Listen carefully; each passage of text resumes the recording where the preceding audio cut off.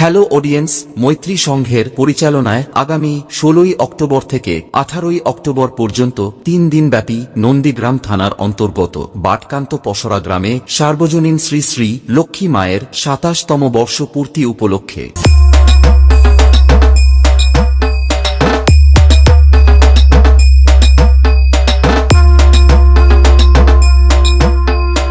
ষোলোই অক্টোবর বুধবার রাত্রি 8টায় আতশবাজি ও বর্ণাঢ্য শোভাযাত্রা সহকারে ঘটোত্তোলন,